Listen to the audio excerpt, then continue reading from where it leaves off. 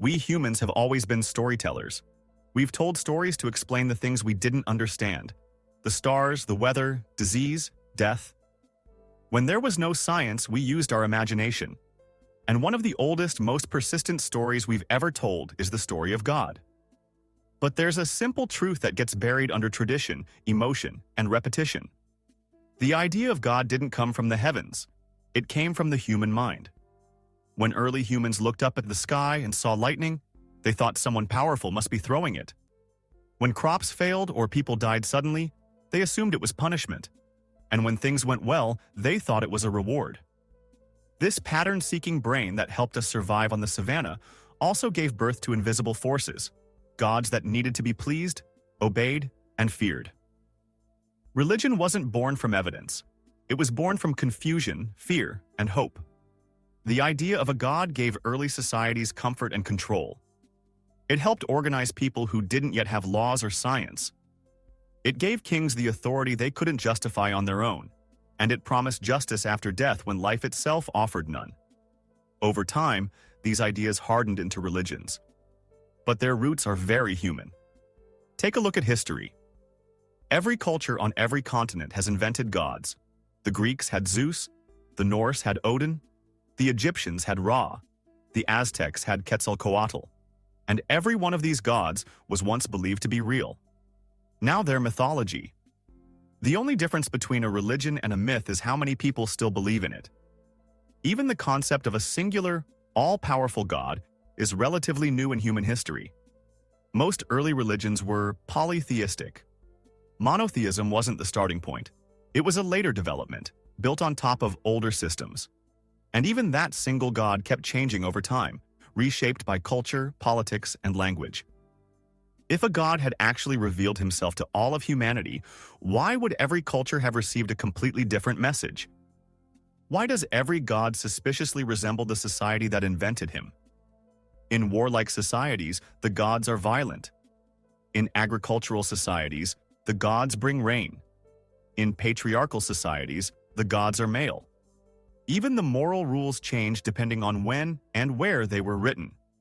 What kind of timeless truth evolves to fit local customs? We often hear that morality comes from God. But if that were true, moral progress wouldn't exist. Slavery was once defended with scripture. So was genocide. So were child marriage and stoning. If morality were handed down from above, it wouldn't shift with time. But we've seen people become more moral as they became more educated, more empathetic, more connected. Not because of divine revelation, but because of experience and reasoning. Today, we know where thunder comes from. We know what causes illness. We know the earth isn't the center of the universe. And we know that belief doesn't change reality. Yet many still cling to ancient explanations written before the discovery of even the most basic scientific principles. If someone told you they had a message from a god and the only proof was a book, would you believe them? And if someone else claimed their god gave them a different book, would you believe that too? At some point, we have to admit that thousands of competing, contradictory claims can't all be right, but they can all be wrong. The idea of God is one of the most powerful inventions in human history, but it is still an invention. It served a purpose in a time when we had no other tools. It answered questions we couldn't answer ourselves. But today, we have better tools. We have physics, biology, chemistry, psychology, and more importantly, we have the courage to say, "I don't know," instead of inventing an answer. Think about this. No child is born believing in a god. Children believe what they're taught. If you raise a child in Saudi Arabia, they'll probably grow up believing in Allah. If you raise them in India, they'll believe in Krishna. In Utah, it might be the Mormon god. Belief isn't about evidence, it's about geography. If God were real, belief wouldn't depend on birthplace.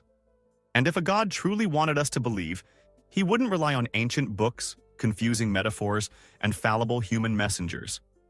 He wouldn't allow thousands of religions to compete with each other, each claiming to have the only truth. He wouldn't stay silent while people kill each other in his name. What kind of all-knowing being needs a specific language or culture or ritual to communicate with us? What kind of perfect being needs constant praise? What kind of eternal intelligence creates a world where people are punished for using the very curiosity he supposedly gave them? The more you think about it, the more it looks like a story made by people, not a message from the divine.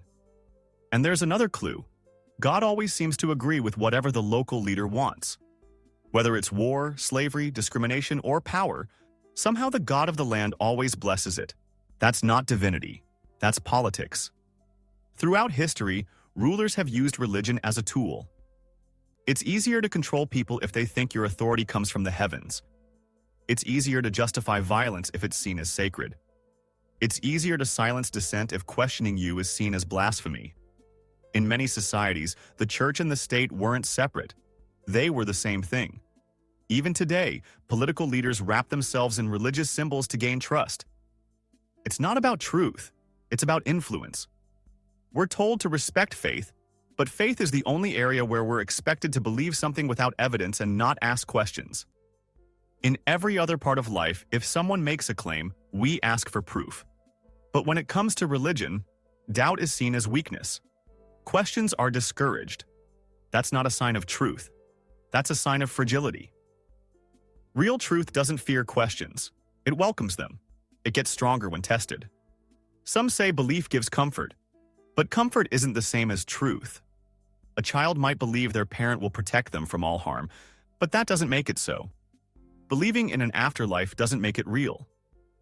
Comfort is not a reason to believe something. It's a reason to be cautious. Many people believe because they were raised to believe. Others believe because they're afraid not to. Fear of hell, fear of being wrong, fear of meaninglessness. But fear isn't a pathway to knowledge. It's a survival instinct. We didn't evolve to believe true things. We evolved to believe useful things. In the past, belief in gods may have helped build communities. It may have reduced anxiety about death. But that doesn't make it true. It makes it adaptive. Now, we're in a new age. We have tools to investigate claims, to test theories, to separate fact from fiction. And when we use those tools on religion, the results are clear. Gods are created, not discovered. They reflect our hopes, our fears, our biases. They live in the gaps of our understanding. And as those gaps shrink, so does the space for gods. We can now explain life without a creator. We can explain minds without souls. We can trace morality through evolution and empathy. We can study consciousness, the universe, and the origins of everything we see, without invoking the supernatural. What once looked like miracles now look like natural processes. What once demanded gods now invites investigation. The idea of God is a part of human history, but it doesn't need to be part of human progress. We invented gods when we didn't know any better. But now we do. The real wonder isn't that some being made us. It's that, against all odds, we made ourselves. Through atoms, chaos, time, and evolution, we emerged. We learned to walk, to think, to question. And we are finally beginning to understand. Not because of divine revelation, but because we looked at the world. Not through fear, but through curiosity. And that is far more powerful than any ancient story ever written.